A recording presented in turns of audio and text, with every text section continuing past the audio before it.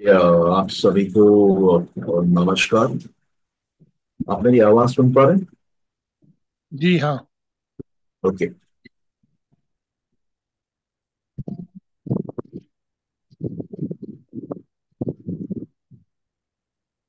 तारिका जो हम लोगों ने पहले कवर करी, 44 और 45 में, उसमें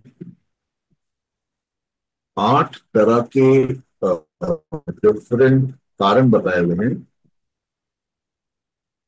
जिसमें कि 4 सात्विक हैं और 4 तामसिक हैं। और इनके कारण जो रिजल्ट आते हैं, वो भी दिया हुआ है। तो अगर हम इनको जोड़ते हैं,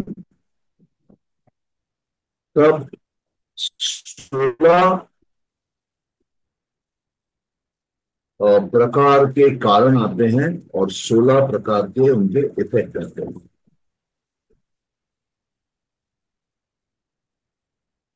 सबसे पहला अगर हम कारण देखें, तो वो है धर्म। धर्म के होने से क्या इफेक्ट आता है? हम इवॉल्व करते हैं, और हम जिस प्लेन पे भी एग्जिस्ट कर रहे हैं उससे हायर प्लेन में जाते हैं, उससे ऊपर की तरफ जाते हैं, अपने आप को ऊंचा उठाते हैं। मतलब धर्म हमको तमस से रजस ले आता है, रजस से सत्व ले आता है, सत्व से और तीनों गुण समान हो जाते हैं मूल प्रकृति में, और तीनों गुण फिर गायब हो जाते हैं, हम चले जाते हैं पुरुष। दूसरा जो कारण है जो हमारे अंदर बदलाव लाता है, वो है ज्ञान। ज्ञान से क्या होता है कि हम मुक्ति की तरफ जाते हैं। धर्म हमको मुक्ति की तरफ नहीं ले जाता है। धर्म हमको स्वर्ग ले जाएगा, या अधर्म करेंगे तो नरक ले जाएगा। लेकिन दोनों के दोनों प्रकृति में ही है। लेकिन ज्ञान के होने से हम मुक्ति की तरफ जाते हैं। हम, आप बोल सकते हैं, मोक्ष की तरफ जाते हैं, निर्वाण की तरफ जाते हैं, लिबरेशन की तरफ जाते हैं, इंडिपेंडेंस की तरफ जाते हैं। हम प्रकृति से बाहर निकल जाते हैं। तो प्रकृति से बाहर निकलने के लिए ज्ञान जरूरी है, धर्म नहीं। इसका मतलब ये हुआ कि जब ये कहा जाता है कि गीता एक धर्म शास्त्र है, तो वो आपको स्वर्ग ले जा सकते हैं, लेकिन वो आपके मुक्ति का कारण नहीं बन सकती है, मुक्ति का मार्ग पे आपको नहीं ले जा सकती। अगर हम वैराग्य को देखेंगे, तो हमको जीवन के प्रति हमारे अंदर जोश, पैशन, एक्साइटमेंट नहीं रहता है। हमारे अंदर जो रजस का गुण है वो बिल्कुल कम हो जाता है। और क्योंकि वो कम हो जाता है, हम प्रकृति में अटक जाते हैं, फंस जाते हैं, हमारा प्रकृति में लय हो जाता है। वो शरीर, जो सूक्ष्म शरीर है, वो फिर मुक्त नहीं हो पाता है, वो प्रकृति के अंदर फंस जाता है। और अगर हम अपने अंदर ऐश्वर्य ले आते हैं, शक्ति ले आते हैं, शक्ति का प्रदर्शन करते हैं, तो हमारी इच्छाओं के पूर्ति के लिए जो भी बाधाएं हैं प्रकृति में, वो हट जाती है। तो अगर इच्छाओं की पूर्ति करनी है, तो ये बहुत आवश्यक है कि शक्ति आपके अंदर बढ़े, पावर आपके अंदर आए, ताकि आपके उस शक्ति, उस पावर के सामने कोई भी बाधा, कोई भी चैलेंज, कोई भी ऑब्स्टिकल नहीं बन पाए। और अगर आप इनके उल्टों को देखते हैं, जो अधर्म है, वो आपको स्वर्ग से नरक ले जाएगा। वो आपको साधारण जीवन से नीचे के जीवन में धकेल देगा, डाल देगा, फंसा देगा।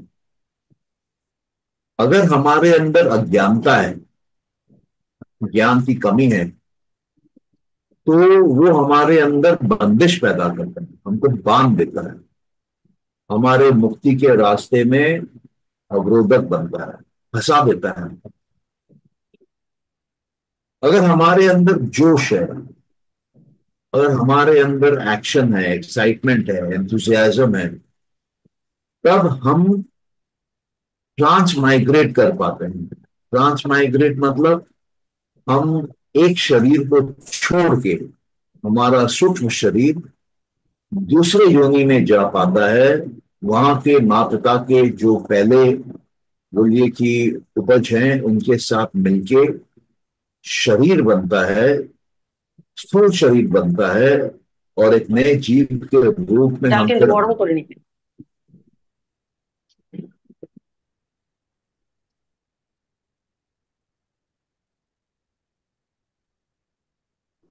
तो अगर हमको नर्क में धकेलता है, अज्ञानता हमको बंदिश में डाल देती है, बांध देती है, एक किस्म के जेल में डाल देती है, और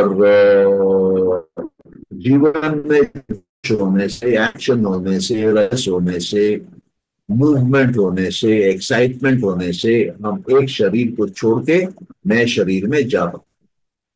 अगर हमारे सूक्ष्म शरीर में ऊर्जा की कमी है, तो हम अगले शरीर में प्रवेश नहीं कर पाते, और इसी प्रकृति में फंस के रह जाएंगे, बंध जाएंगे।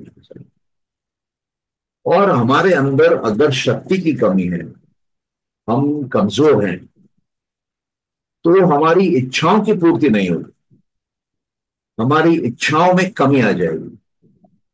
हम इच्छाएं होते हुए भी उनको भोग नहीं पाएंगे, रह जाएंगी वो अधूरी।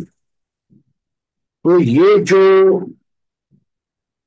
कारण है, चार जो सात्विक हैं, उनके चार रिजल्ट पहले हमने देखे, और जो चार कारण तामसिक हैं, उनके भी हमने नेगेटिव रिजल्ट देखे।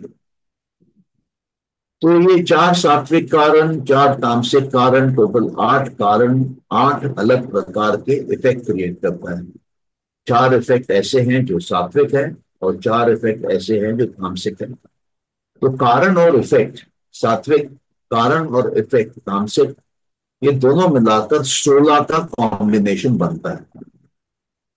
और इसी को तालिका नंबर 44 और तालिका नंबर 45 में एक किस्म से समझाया गया।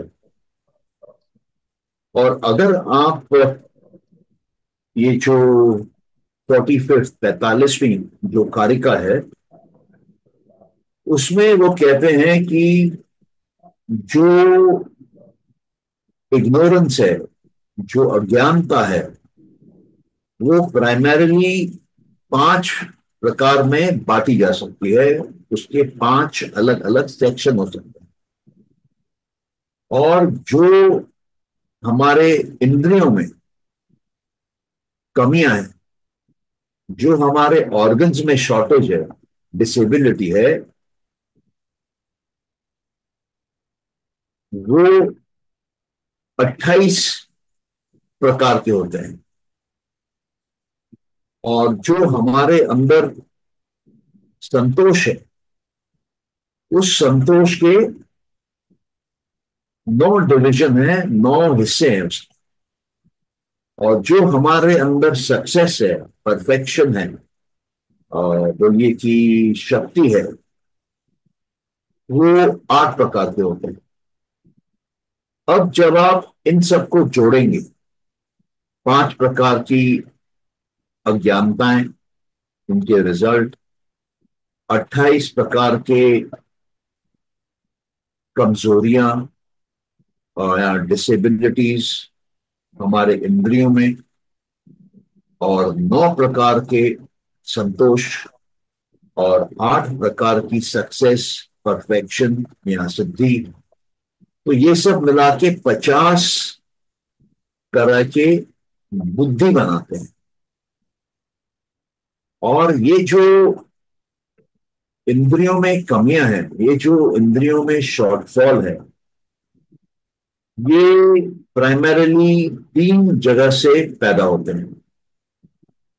एक तो हमारे 11 इंद्रियां हैं, 5 कर्म इंद्रियां, 5 ज्ञान इंद्रियां, और एक मानस। तो इनमें कमी हो सकती है, इनमें कोई शॉर्टफॉल हो सकता है, इनमें कोई कमजोरी हो सकती है, इनमें कोई डिसेबिलिटी हो सकती है। तो ये आपस में 11 प्रकार की हैं। लेकिन जैसे संतोष 9 प्रकार के हैं, असंतोष भी 9 प्रकार के हैं। जैसे सक्सेस 8 प्रकार के हैं, वैसे फेलियर भी 8 प्रकार के हैं। अब आप इनको जब जोड़ेंगे, 11 + 9 + 8, तो ये 28 बनेंगे। मतलब जो 50 हमारे अंदर बुद्धि की अवस्थाएं हैं, फॉर्म्स हैं, उनमें से 28 स्ट्रेट अवे डिसेबिलिटियां हैं, शॉर्टकमिंग्स हैं, वीकनेसेस हैं, कमजोरियां हैं। और 5 प्रकार के हमारे अंदर अज्ञानताएं हैं। तो 28 और 5 हो गए 33, और टोटल 50 है। तो मतलब 17 ऐसे हैं जो हमको चाहिए, जो हमारे अंदर होने चाहिए। उनमें से भी 9 प्रकार के संतोष हैं। संतोषी होना मतलब शक्तिशाली होना नहीं है। संतोषी होना मतलब संतुष्ट हो जाना, एक्सेप्ट कर लेना कि हाँ ये ठीक है, हाँ मैं अभी सेटिस्फाइड हूं, हाँ मैंने इसको कबूल लिया कि ये ठीक है। और जो एक्चुअली जो सक्सेस है, एक्चुअली जो हमारे अंदर परफेक्शन लेके आता है, हमको निखार देता है, जिसको कि हम सिद्धियां बोल सकते हैं जीवन की, कि हम पावर के साथ हमारी बुद्धि जी रही है, वो सिर्फ 8 हैं। और उनको भी हम एक एक करके डिटेल में देखेंगे।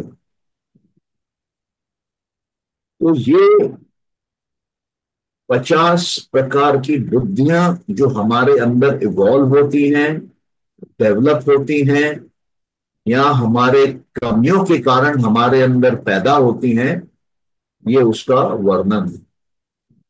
तो आपको जब ये 50 प्रकार के आप अलग अलग अवस्था बोल लीजिए, अलग अलग स्टेट बोल लीजिए, जब हमको पता चलता है तो हमको हमारी खुद की 50 प्रकार की मानसिक परिस्थितियों की जानकारी मिलती है। हम इन 50 में से कहीं भी हो सकते हैं, और उसमें से कुछ तो हम टेम्पररी हो सकते हैं, कुछ तो हम परमानेंटली हो सकते हैं। जैसे मान लीजिए किसी की आंखें खराब हो, तो चश्मा बनवा लेता है, चश्मा पहनता है तो उसकी नजर ठीक हो जाती है। चश्मा उतार लेता है तो उसकी नजर कमजोर हो जाती है। तो वो अगर चाहे बिना चश्मे के कुछ एक्सरसाइज अगर करता है आंखों की, अंदर से कंसंट्रेट करता है आंखों की क्षमताओं पे, एबिलिटीज पे, तो उसको बढ़ा सकता है, अपने आंखों को सुधार सकता है। बिना चश्मे के भी फिर वो चल सकता है। उसी प्रकार से सुनना, उसी प्रकार से बाकी जो इंद्रियां हैं। मतलब कोई अगर मानसिक रूप से मानस में कमजोर हो, वो अपने मानस को ठीक कर सकता है अपने अंदर काम करके। और वो अपने बुद्धि को बढ़ा सकता है। एक बच्चा जब पैदा होता है तब उसकी बुद्धि या तो नहीं होती है, या तो बहुत कम लेवल पे ऑपरेट करती है। फिर धीरे धीरे जैसे वो दुनियादारी में आता है, जैसे वो दुख झेलना सीखता है, जैसे प्रकृति उसको भोग कराती रहती है, जैसे उसकी ध्यान करने की क्षमताएं बढ़ती हैं, उसकी बुद्धि बढ़ने लगती है।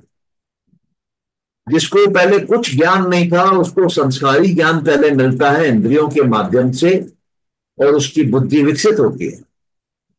फिर उसको अंदर से, अंदर के जर्नी के कारण, अंदर गहरा जाने के कारण उसको अंदर से ब्रह्म ज्ञान शुरू होता है। और वो भी धीरे धीरे धीरे धीरे हायर लेवल पे जाने लगता है, और उस कारण से उसकी बुद्धि धीरे धीरे खुलने लगती है।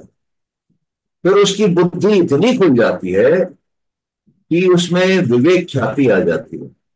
उसका विवेक इतना बढ़ जाता है कि वो प्रकृति और पुरुष, बुद्धि और पुरुष के बीच में भेद करना भी सीख जाता है, और वो बुद्धि से निकल के पुरुष में प्रवेश भी कर जाता है। तो ये पूरी की पूरी एक एवोल्यूशन है। ये पूरे का पूरा एक सेल्फ इंप्रूवमेंट की एक्सरसाइज है कि हम अपने बुद्धि में 50 लेवलों से जा सकते हैं, जबकि साधारणतः आपको समझ में नहीं आएगा कि आपके बुद्धि के 50 लेवल हो सकते हैं। लेकिन जब इसको पढ़ते हैं, इसके ऊपर चिंतन करते हैं, इसकी गहराई में उतरते हैं, तो आपको अपने बुद्धि की ग्रोथ, अपने बुद्धि की एवोल्यूशन, अपने बुद्धि की अपस्केलिंग आपको समझ में आती है, आपको दिखती है। आपके तर्क करने की क्षमता बढ़ जाती है, आपके सोचने की क्षमता बढ़ जाती है, आपके सोचने का दायरा बढ़ जाता है। आप जो पहले सीमित में सोच रहे होते हैं, सीमाओं के अंदर सोच रहे होते हैं, वो असीमित होने लगता है, और आप बोलिए कि अनंत में प्रवेश करने लगते हैं, अनंत का दर्शन करने लगते हैं। तो पहले जहां आप दुनिया में होते हैं, वहां से आप अहंकार में आते हैं, एक राजसिक जगत में आते हैं। वहां से आप एक सात्विक प्रकृति में आते हैं, वहां से आप एक शांत प्रकृति में आते हैं, वहां से आप फिर और ऊपर पुरुष में प्रवेश कर जाते हैं। तो ये जरूरी नहीं है कि जो बेवकूफ पैदा हुआ है वो बेवकूफ मरे। ये भी जरूरी नहीं है कि जो धार्मिक पैदा हुआ है वो धार्मिक होके मरे।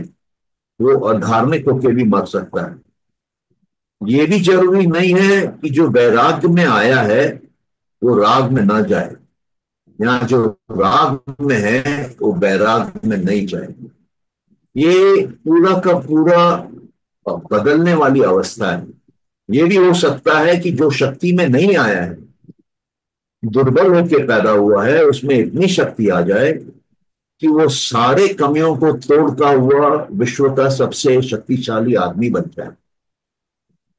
तो जब आप ये डिफरेंसेस को समझते हैं और ये रियलाइज करते हैं अंदर से कि ये चेंजेबल है, ये बदलाव के थ्रू जा सकता है, तब आप बदलाव का महसूस करते हैं।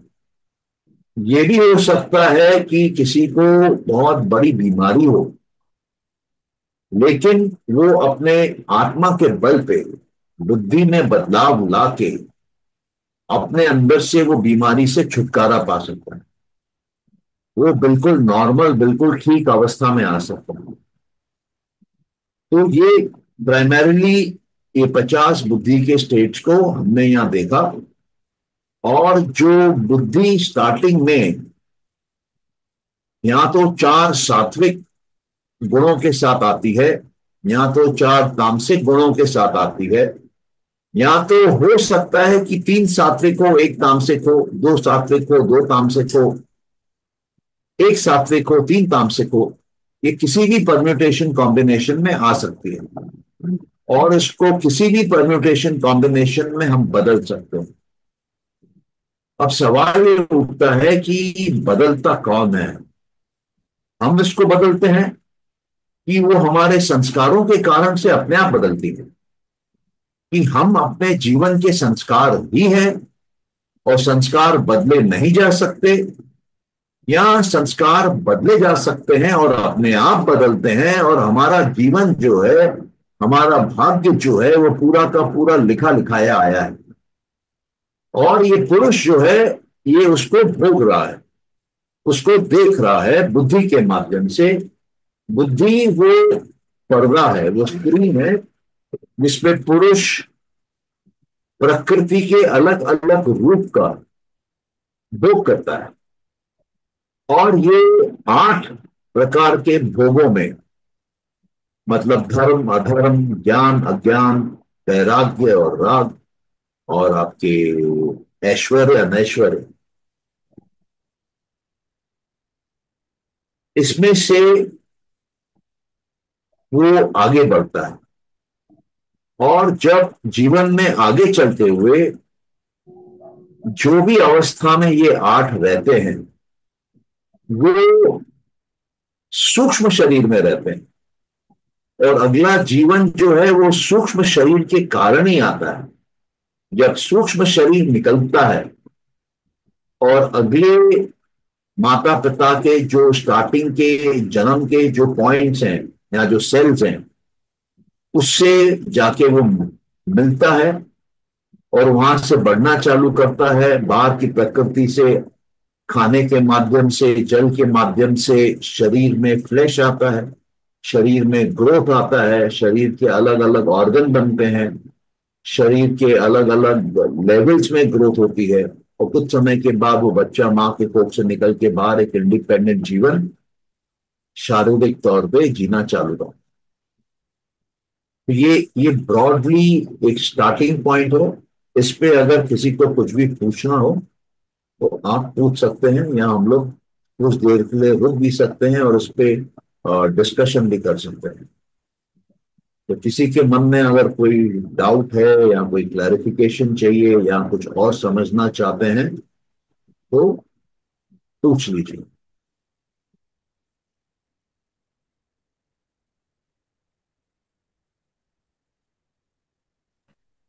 सर, यहाँ धर्म को थोड़ा इलेबोरेट करके बताएंगे क्या?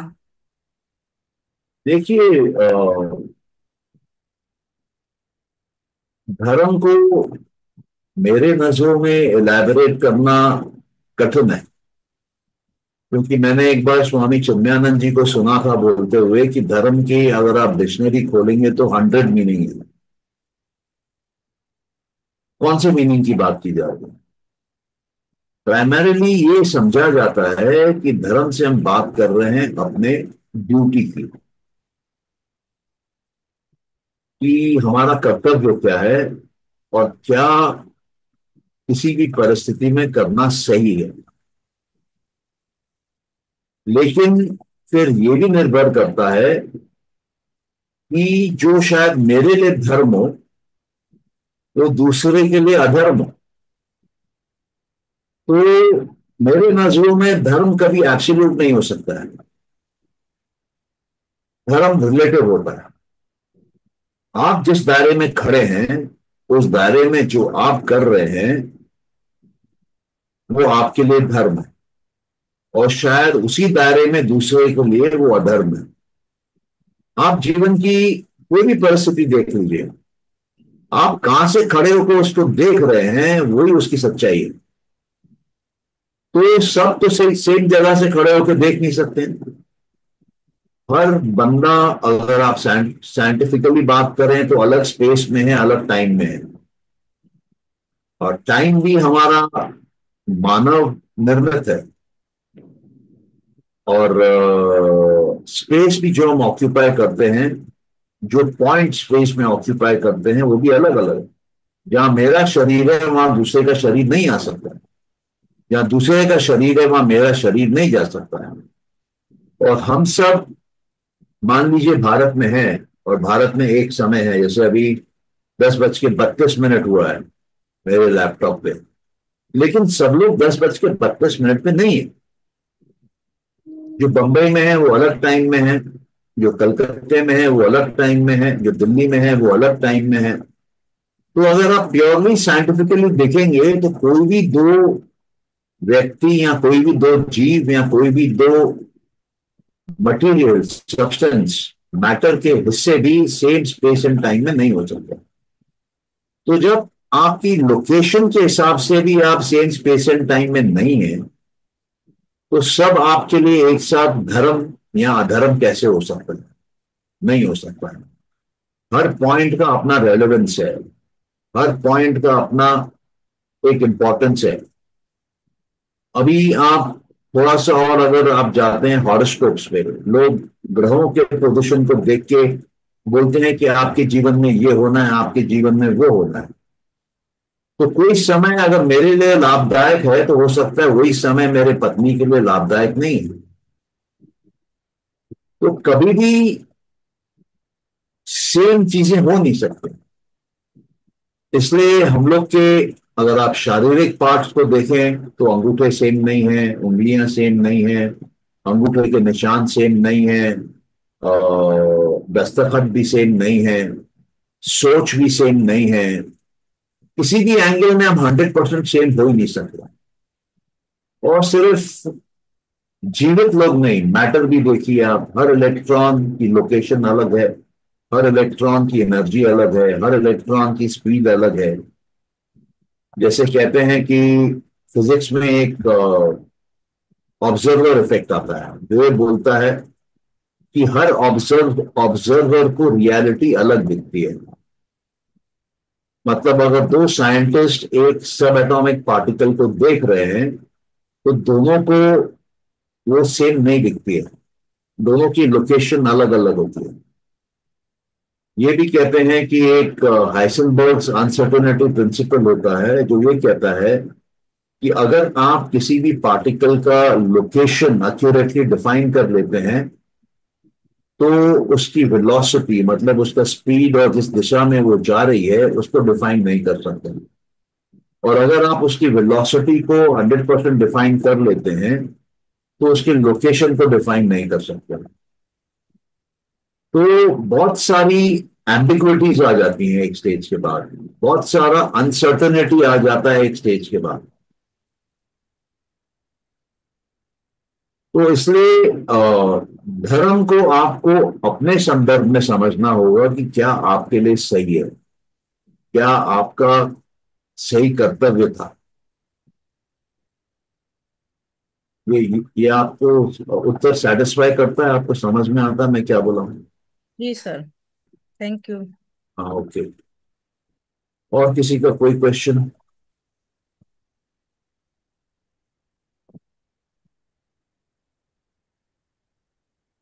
आगे बढ़े।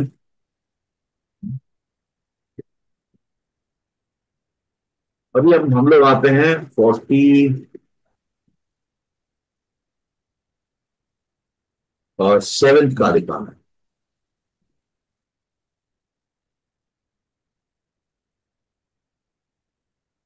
ये मैं आपको बोल चुका हूं, ये बोलते हैं कि इग्नोरेंस के 5 प्रकार होते हैं और 28 प्रकार की डिसेबिलिटी होती है।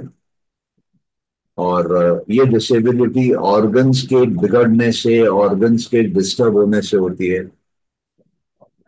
कंटेनमेंट के 9 रूप होते हैं और सक्सेस के 8 फॉर्म होते हैं। और ये सब मिला के 50 तरह के इंटेलेक्ट को डिफाइन करते हैं। अब इससे आगे बढ़ते हुए 48 कारिका में वो कहते हैं कि जो इग्नोरेंस है, यहाँ जो अज्ञानता है, यहाँ जो गलत ज्ञान है, वो 8 प्रकार के हैं। और जो उसके बाद अलग अलग हिस्से आते हैं वो भी कई प्रकार के हैं। मतलब यहाँ वो बोलते हैं कि फॉल्स नॉलेज, इग्नोरेंस 8 प्रकार के हैं। और उसके बाद एक डेल्यूजन, डेल्यूजन मतलब एक किस्म का तमस, और उसमें एक्सट्रीम डेल्यूजन, ये 10 प्रकार के हैं। और ग्लूम मतलब डिप्रेशन में आना, वो 18 प्रकार के हैं। और एक वो ग्लूम, वो डिप्रेशन जो आपको डिप्रेशन में कंप्लीटली अंधा कर दे, मतलब आपके अंदर में सुसाइडल टेंडेंसीज टाइप का ले जाए, वो भी 18 प्रकार के हैं। तो इसमें उतना डिटेल में घुसने की जरूरत नहीं है। आप ब्रॉडली ये समझ लीजिए कि इग्नोरेंस किसको बोलते हैं। जो पुरुष नहीं है उसको पुरुष मान लेना, ये अज्ञानता है। जो आपकी आत्मा नहीं है और उसमें प्रकृति के किसी तत्व को आत्मा मान लेना, वो अज्ञानता है। और इस प्रकार की अज्ञानता आपके जीवन को दुख से भर गई है। दुख से आपको मुक्ति नहीं मिलेगी अगर आपके अंदर अज्ञानता है। हमने देखा था ज्ञान से मुक्ति मिलती है, अज्ञानता से बंदिश होती है। तो अज्ञानता क्या है? अगर हम मान लीजिए कि मूल प्रकृति को पुरुष समझ लें, वो अज्ञानता है। हम अगर महत को पुरुष समझ लें, वो अज्ञानता है। अगर हम अहंकार को पुरुष समझ लें, वो अज्ञानता है। अगर हम पांच तन्मात्राओं को पुरुष के समान समझ लें, तो वो भी अज्ञानता है। अज्ञानता मतलब तमस, अज्ञानता मतलब अंधकार। हमारा जीवन अंधकार में हो जाता है, तामसिक हो जाता है, दुख में डूब जाता है, जब हम पुरुष के अलावा किसी और तत्व को पुरुष समझ लेते हैं। पुरुष जो है वो प्रकृति के बाहर है। पुरुष जो है वो कभी बदलता नहीं है। पुरुष जो है उसमें एक्शन नहीं होता है, रजस नहीं होता है। पुरुष जो है वो हमेशा के लिए होता है। और पुरुष जो है वो प्रकृति को कंट्रोल करता है, प्रकृति के ऊपर होता है, प्रकृति को बदलने की क्षमता रखता है। लेकिन उसमें एक्शन नहीं है, क्योंकि उसमें प्रकृति नहीं है, उसमें रजस नहीं है, इसलिए वो खुद नहीं बदलता है। ना उसमें सत्व होता है, ना उसमें तमस होता है, और कुछ भी बदलता ही नहीं है। जो भी है सो है, हमेशा के लिए है। और वो निराकार रहता है, उसमें कोई आकार नहीं रहता है। जैसे मैंने पहले कहा, उसमें कोई गुण नहीं रहता है, और वो परमानेंट रहता है। वो अनंत काल के लिए रहता है, उसका आप कुछ नहीं कर सकते। लेकिन वो इंडिविजुअल रहता है। प्रकृति जो है उसके 24 तत्व हैं, और प्रकृति जो है वो बदलती है। प्रकृति में गुण है, प्रकृति में रूप है, आकार है। प्रकृति पैदा होती है, रहती है, और मरती है, बदलती है। प्रकृति में प्रलय आता है, प्रलय में सारे तत्व वापस मूल प्रकृति के अंदर चले जाते हैं। मूल प्रकृति से प्रकृति पैदा होती है, मूल प्रकृति के अंदर प्रकृति डुबकी मार के चले जाती है। तो ये दोनों बिल्कुल अलग हैं। जो बदल रहा है उसको हम न बदलता हुआ मान ले, ये अज्ञानता है। मानस बदल रहा है, उसको हम न बदलता हुआ पुरुष मान लें, ये अज्ञानता है। तन्मात्राएं बदल रही हैं, उनको हम न बदलता हुआ पुरुष मान लें, ये हमारी अज्ञानता है। अहंकार बदल रहा है, उसको हम न बदलता हुआ पुरुष मान लें, ये हमारी अज्ञानता है। बुद्धि बदल रही है, महत बदल रही है, मूल प्रकृति भी बदल रही है। हमको लगता है नहीं बदल रही है, कई बार हम देख भी नहीं पाते हैं मूल प्रकृति को। लेकिन मूल प्रकृति अलग है, पुरुष अलग है। तो जब भी हम ये गलत फहमी में आ जाते हैं कि बदलता हुआ ना बदलता हुआ हमारे अंदर है, तब हम दुख को भोगते हैं। वो दुख हमारे सामने आ जाता है। जो बदल रहा है वो टेम्पररी है, जो नहीं बदल रहा है वो परमानेंट है। जब हम टेम्पररी को परमानेंट मान लेते हैं, वो दुख का कारण है, क्योंकि वो हमारी अज्ञानता है। अब ये जो अज्ञानता है हमारी, इसका एक एवोल्यूशन होता है। इसमें कुछ तत्व नए आते हैं, कुछ अलग प्रकार की चीजें बनने लगती हैं, स्थितियां बनने लगती हैं। अज्ञानता से अस्मिता आती है। अस्मिता मतलब अंग्रेजी में आप समझ लीजिए ईगो, मैं और मेरा की भावना आती है अज्ञानता से। पुरुष में अज्ञानता नहीं होती है, इसलिए पुरुष में अस्मिता नहीं आती है, मैं मेरा नहीं आता है। तो अज्ञानता से सबसे पहले मैं और मेरा पैदा होता है। जब मैं और मेरा पैदा होता है, तब मेरे अंदर में लाइक्स और डिसलाइक्स, ये मेरे को पसंद है, ये मुझे पसंद नहीं है, उस तरह के भाव पैदा होते हैं, उस तरह की अवस्थाएं पैदा होती हैं। तो ये राग और द्वेष है। ये राग और द्वेष हमारे अंदर अहंकार के कारण, मतलब कौन सा अहंकार, आप समझ सकते हैं, घमंड के कारण, अभिमान के कारण, ईगो के कारण मैं और मेरा का एक आइडेंटिटी आ जाता है कि मैं संजय मनसुखानी हूं, मैं एक सिंधी हूं, मैं एक मनुष्य हूं, मैं भारत का रहने वाला हूं, मैं भारतीय हूं, और ये मेरी सोच है, ये मेरी पहचान है। तो क्या हो रहा है कि हम इस शरीर को अपने से मिलाने लगते हैं, अपने साथ समझने लगते हैं, जबकि शरीर अलग है और वो अंदर का सच्चा जो आत्म तत्व है, जो पुरुष तत्व है, जो सोल तत्व है, जो स्पिरिट तत्व है, वो अलग है। लेकिन साधारण लोग इसको डिफरेंशिएट नहीं कर पाते, इसमें भेद नहीं कर पाते हैं, असली ज्ञान तक नहीं पहुंच पाते हैं, और वो अंधकार के गलियों में ही घूमते रहते हैं और जिंदगी बिता लेते हैं।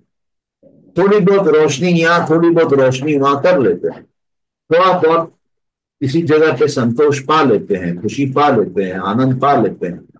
लेकिन अधिकतर जीवन उनका अंधकार में होता है, अधिकतर जीवन उनकी अज्ञानता में होती है, और इसलिए उनकी अधिकतर जीवन बंदिश में होती है। वो बंधे हुए रहते हैं, उनकी सोच सीमित रहती है, उनके अंदर वो न खत्म होने वाला आनंद आता ही नहीं, उनके अंदर ब्रह्म ज्ञान उतरता ही नहीं, उनको शरीर का अभाव, कि शरीर नहीं है, सिर्फ मेरी एक सात्विक प्रकृति का अनुभव नहीं होता है। तो जब आप इन अलग अलग स्टेट्स के बारे में सोचते हैं, जानते हैं, समझते हैं, विचार करते हैं, उनको प्लेस करते हैं अपने माइंड में, तो आप उनको एक्टिवेट कर रहे हैं, उनको पावर दे रहे हैं, उनको जीवित कर रहे हैं। जिस चीज पे भी आप ध्यान लगाएंगे वो आपके जीवन में बढ़ेगा, क्योंकि जिस पे आप ध्यान लगाएंगे वो कोई संस्कार होगा, वो एक बीज है आपके चित्त में। जैसे बीज आप बाहर की माटी में डालेंगे, उसको धूप पानी खाद देंगे तो वो बढ़ेगा, वो पेड़ बनेगा, वो पेड़ में फल लगेंगे, वो फल में और बीज आएंगे, वो बीज और धरती पे गिरेंगे, वहां से वापस और कई सारे पेड़ बन सकते हैं। उसी प्रकार से जो आपने बाहर से ज्ञान लिया है, आपके अंदर बैठा है, वो आपके अंदर का संस्कार है इस जीवन का। कुछ संस्कार पिछले जन्मों के भी हो सकते हैं। जिस संस्कार पे भी आप ध्यान देंगे उसको आप शक्ति दे रहे हैं, उसको आप ऊर्जा दे रहे हैं, वो बीज अंदर फटेगा और बढ़ेगा, और उसके फल लगेंगे, और उसके अंदर कई और संस्कार निकल के आएंगे, और वो संस्कार फिर आपके अंदर मजबूत होने लगेगा, बहुत गहरा हो जाएगा। फिर उसकी ऐसी स्थिति हो जाएगी कि आप चाहते हुए भी उसको कंट्रोल नहीं कर पाएंगे। वो संस्कार इतना शक्तिशाली हो जाएगा कि आपके जीवन को एक पर्टिकुलर दिशा में खींच के ले जाएगा। आप कोशिश भी करेंगे उससे रोकने की, उससे हटने की, हट नहीं पाएंगे। जिन लोगों को नशा हो जाता है, जिन लोगों को एडिक्शन हो जाती है, वो अपने ही बनाए हुए संस्कारों के गुलाम हो जाते हैं, फिर चाहते हुए भी उसको तोड़ नहीं पाते हैं। क्योंकि जो चाहने का संस्कार है वो कमजोर पड़ जाता है, अंदर जो संस्कार पैदा हो गया उसके सामने। तो फिर उससे मुक्ति पाने के लिए बहुत जोर का संस्कार पैदा करना पड़ता है, और जब आप वो जोर का संस्कार पैदा कर पाते हैं या कोई आपके अंदर उसको पैदा करवाता है, तभी आप उस बुरे कर्मों से, उस बुरे संस्कार से आप मुक्त होके आगे जीवन में जा पाते हैं। तो आपका जीवन पूरा का पूरा संस्कारों पे आधारित है। अज्ञानता एक पहला संस्कार है जिसको बच्चा लेके आता है, और फिर उस अज्ञानता के कारण उसके माँ बाप उसको अस्मिता प्रदान करते हैं। एक दूसरा संस्कार है कि तुम संजय हो, तुम्हारे पिताजी का नाम जो सरनेम है वो मनसुखानी है, तुम मेल हो, तुम सिंधी हो, तुम भारतीय हो, वो दुनिया भर का आइडेंटिटी डालते रहते हैं, आइडेंटिटी के संस्कार। फिर वो कहता है कि मैं गर्व से बोलता हूं कि मैं हिंदू हूं, और फिर और कई बातें वो उठाने लगता है, और उठाते उठाते वो अपने संस्कार के जेल में, प्रिजन में, बोलिए कारागार में अपने आप को खुद बांध लेता है।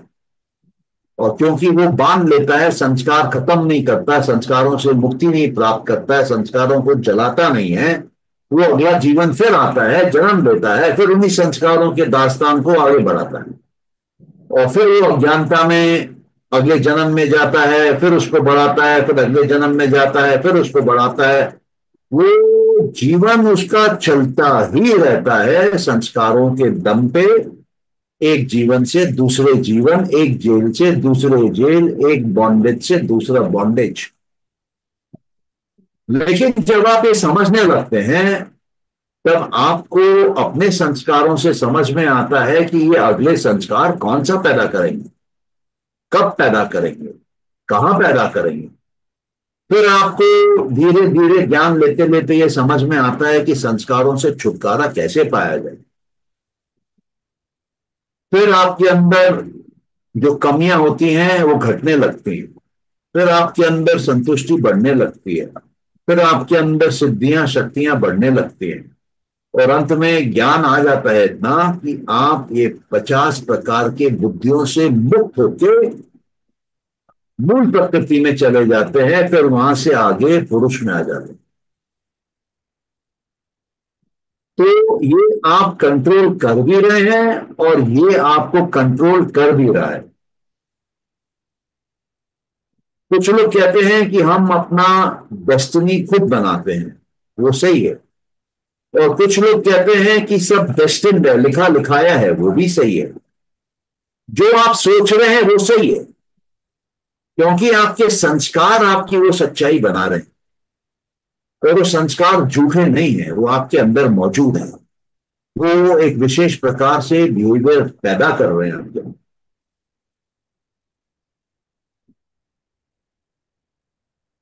अगर हम अपने अंदर के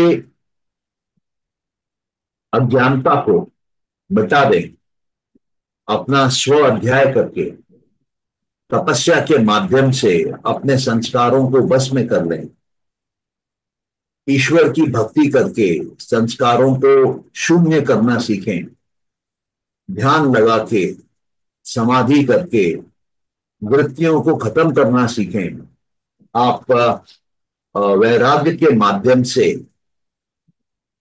इंद्रियों को बस में करें और संस्कारों को कमाएं, वृत्तियों को कमाएं, ज्ञान से मुक्त हो जाएं, सही ज्ञान से मुक्त हो जाएं, गलत ज्ञान से मुक्त हो जाएं, स्मृतियों से मुक्त हो जाएं, कल्पनाओं से मुक्त हो जाएं, नींद और नींद की ये कई कई अवस्थाओं से, निद्रा से मुक्त हो जाएं।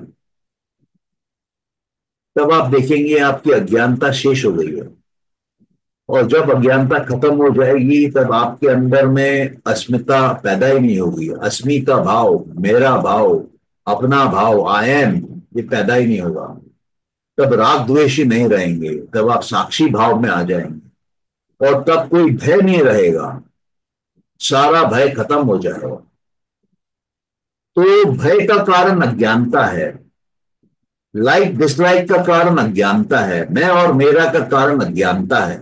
हम जब अपने आप को इंडिविजुअल समझते हैं, वो जड़ है दुख का।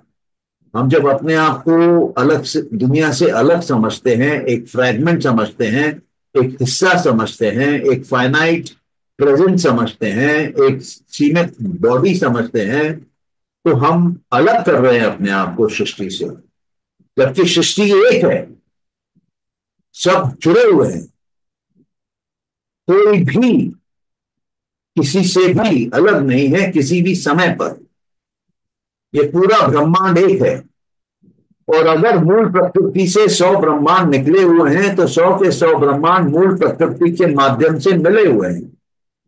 वो एक है 100 ब्रह्मांड, क्योंकि सारे के सारे उस मूल प्रकृति में डुबकी मारते हैं, वहीं से निकलते हैं। और वो पुरुष जो है वो मूल प्रकृति के साथ खड़ा हुआ है, उससे अलग नहीं है, लेकिन अलग है भी, क्योंकि मूल प्रकृति के गुण अलग हैं, पुरुष के गुण अलग हैं। तो जब आप ये समझेंगे कि अलग होते हुए भी एक है, ये पूरी की पूरी रचना, ये पूरी की पूरी एग्जिस्टेंस, तब आप विराटता को पार करते हुए अनंतता का एहसास करेंगे, अनंतता में आप रहेंगे, और ये अनंत का अनंत आपको दर्शाएगा। इस पूरी की पूरी सृष्टि का एक एक तत्व आपको दिखाई देगा, स्पष्ट, क्लियर, आप उसका अनुभव कर पाएंगे। तो ये दर्शन शास्त्र वो शास्त्र है जो आपको टोटैलिटी का, संपूर्णता का, छोटे छोटे हिस्सों से लेके बड़े के बड़े हिस्से तक, एक एक अणु से लेके सारे ब्रह्मांड तक का दर्शन कराता है। इसलिए ये जो मेथड जो इसमें दिया हुआ है सांख्य में, वो आपको फाइनाइट सब कुछ है और इनफाइनाइट भी है। वो फाइनाइट और इनफाइनाइट को जोड़ता हुआ आपको एक दर्शन शास्त्र दिखाता है। अलग अलग से सब एक हैं वो दिखाता है, गिनती से अगणित है जिसकी गिनती नहीं है वो एहसास कराता है। तो आपके अंदर सब कुछ है, जो परमानेंट है वो भी है, जो इम्परमानेंट है वो भी है, जो सीमित है वो भी है, जो असीमित है वो भी है, जहां समय चल रहा है वो भी है, जहां समय नहीं चल रहा है ही नहीं समय, वो भी है, जो अमर है वो भी है, और जो मर रहा है बार बार, जन्म ले रहा है हजारों सैकड़ों बार, वो भी है। ये है टोटल नॉलेज, ये है संख्या, कंप्लीट नॉलेज। तो एक कंप्लीट नॉलेज जो अंधा होता है उसको नहीं दिखती है, जिसके आंख में डिसेबिलिटी है, जो अज्ञानता में है, ना उसको वो दिखती है, ना उसको वो सुनाई देती है, ना उसको वो छू पाता है, ना उसको वो स्मेल कर पाता है, उसका गंध ले पाता है, ना वो उसका टेस्ट ले पाता है।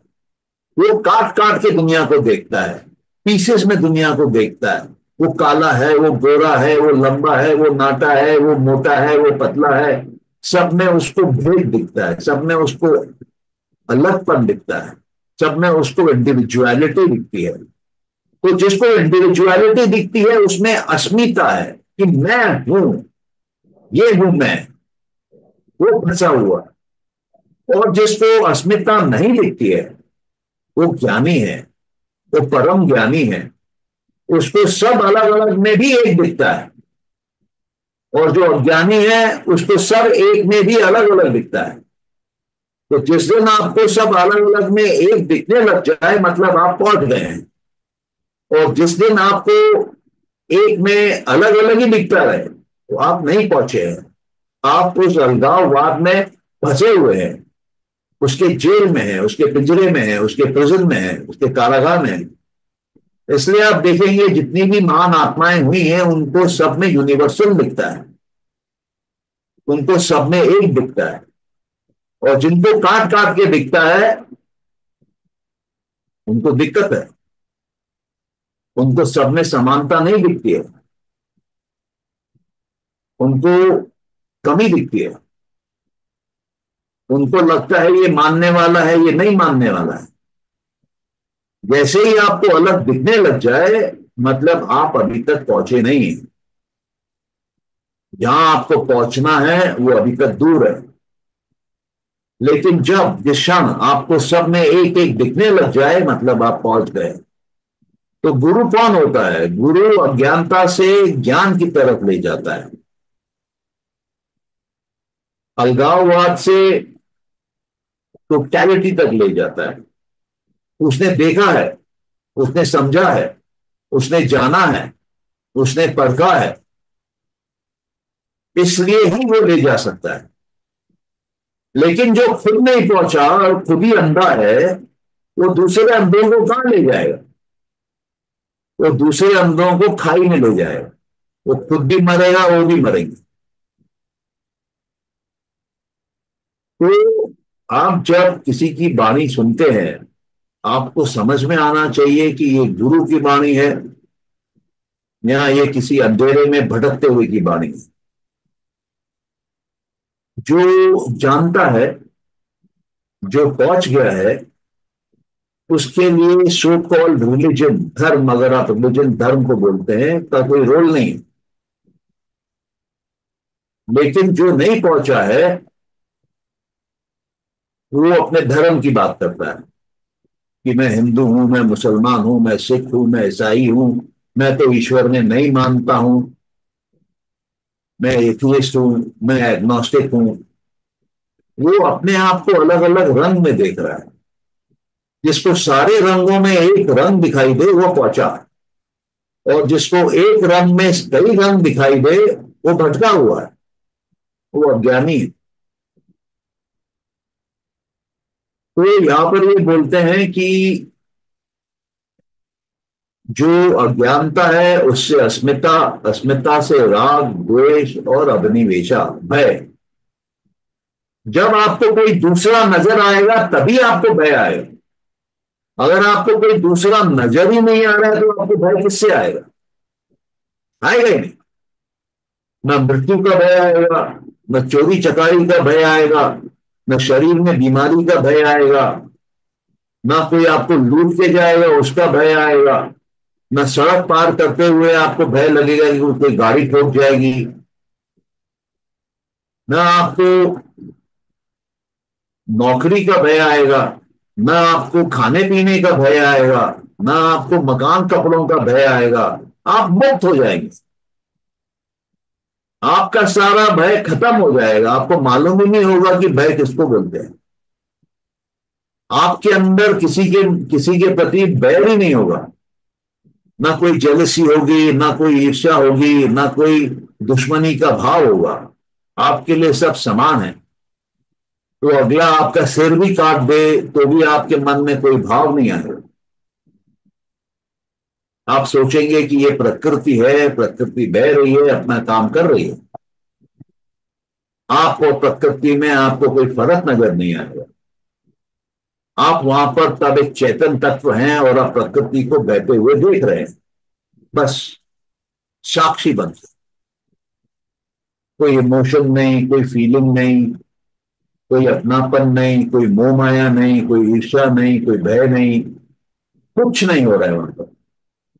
अगर कुछ हो रहा है तो आप अलग है, और अगर कुछ नहीं हो रहा है तो आप उस घटना के साथ एक हैं, उस प्रकृति के साथ वहां पर आप एक हैं।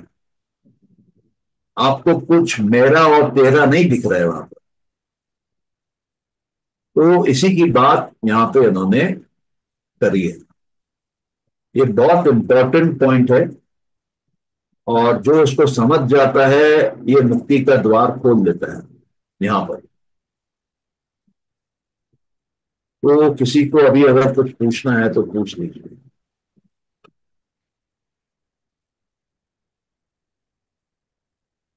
सर मैं तो मेरे को जब ज्ञान हो जाता है तब क्या दया माया ये नहीं रहता है? मतलब दया नहीं माया रहता কিছু है। থাকবে না? आप दोबारा पूछिए। আমি আমি যে মানে এখন যে দয়া দেখাচ্ছি ভাই বোন বা আদার্স এর উপরে, সেটা কি আমার থাকবে না কাইন্ডনেস हाँ, आपको যদি जो আমার फील জ্ঞাन होता है ना, वो आपका इंटरनल क्रिएटेड फियर है, इमोशन है, फीलिंग है। आप अपने आप को और प्रकृति को अलग समझ रही हैं। आप सोच रही हैं कि आप अलग है और प्रकृति अलग है। आप ये सोच रही हैं कि मेरा जन्म हुआ और मैं जीवन में चल रही हूं। लेकिन आपका जन्म कहां से हुआ? आपका जन्म तो उसी प्रकृति से हुआ जिसको आप अलग समझ रही हैं। आपकी मृत्यु में आप उसी प्रकृति में जाएंगी जिससे आप अपने आप को अलग समझ रहे हैं। और अगले जन्म में भी वही होगा, उसके बाद वाले जन्म में भी वही होगा। अगर आप मान के चलिए कि आप धरती पे नहीं पैदा होती है दूसरे जन्म में, कोई दूर किसी गैलेक्सी में, किसी प्लेनेट में पैदा होती है, तो वो भी तो प्रकृति है। और ये भी मान लीजिए कि आप मूल प्रकृति में आती है, तो वो भी तो प्रकृति है।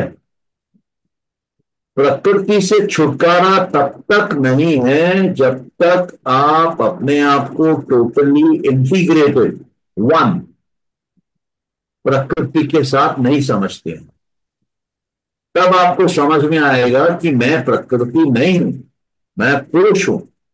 बदल रही है प्रकृति, मैं नहीं बदल गई। बचपन से जो मेरे अंदर से देख रहा है उसको मैं देख नहीं पा रही हूं, लेकिन वो जो देख रहा है उसको मैं देख पा रही हूं। तो वो किसको देख रहा है? वो प्रकृति को देख रहा है।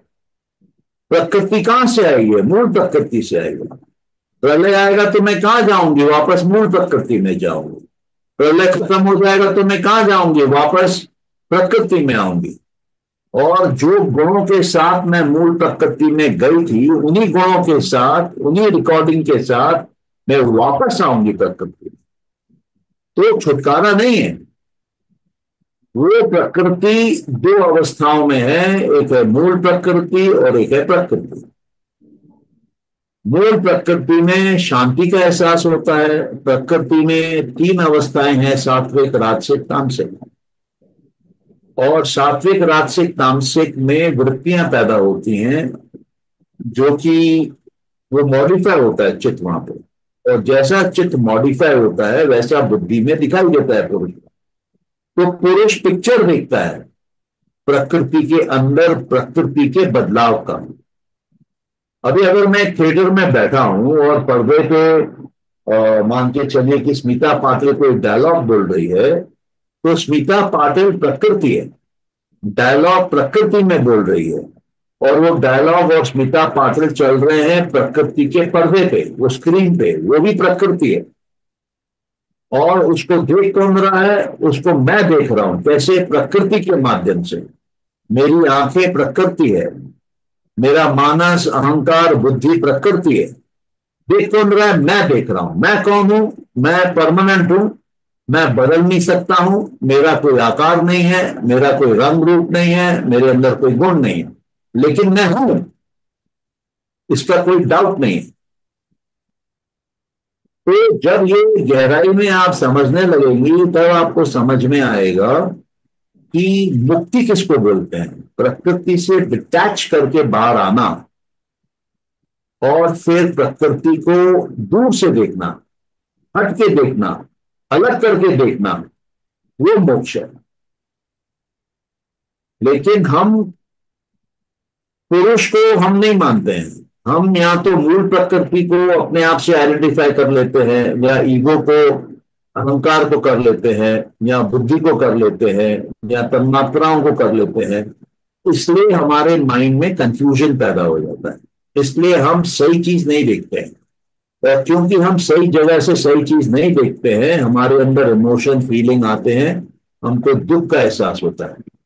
कभी अपने कारण, अपने शरीर, अपने मन के कारण, कभी दूसरों के शरीर, दूसरों के मन के कारण, कभी प्रकृति के कारण, बाढ़ आ गई, तूफान आ गया, बादल फट गया घर के ऊपर, या कभी देवों के प्रकोप के कारण, कभी ग्रहचारी के कारण, कभी पितरों के कारण।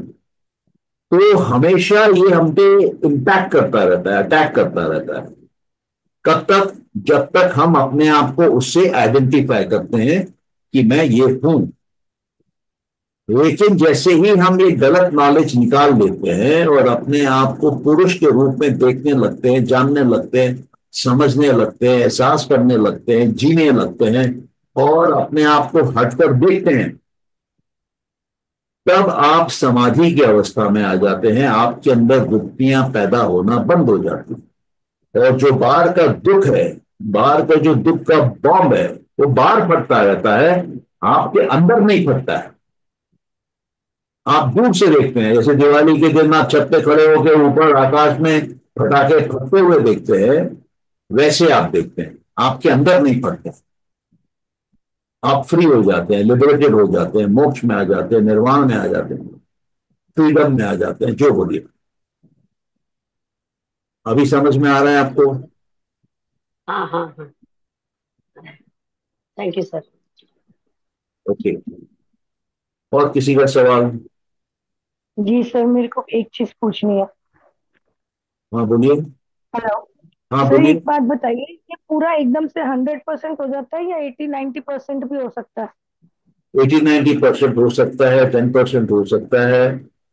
वो धीरे ठीक है। धीरे आपको आपके कंट्रोल में लेना होता है और 100% उसमें जीने की कोशिश करनी होती है। जी और ठीक है, समझ हाँ। समझ गई सर। आपने जो बातें बोली उसमें बहुत सारी बातें ऐसी हैं जो लगता है कि हो रही हैं, बट कहीं कहीं फॉल्टर हो भी जाता है। हाँ, ये क्या होता है ठीक कि है, ये कभी पूरा होता है होता कभी है या नहीं थोड़ा? होता है। ओके ओके, डन सर, समझ गई, थैंक यू सर। हाँ, और आपको अपने माइंड में ये अवेयरनेस रखनी पड़ती है कि ये अलग है दोनों। और वो अवेयरनेस की आपको हैबिट डालनी पड़ती है, इसलिए ये पूरा गेम जो है योग के भाषा में अभ्यास का है।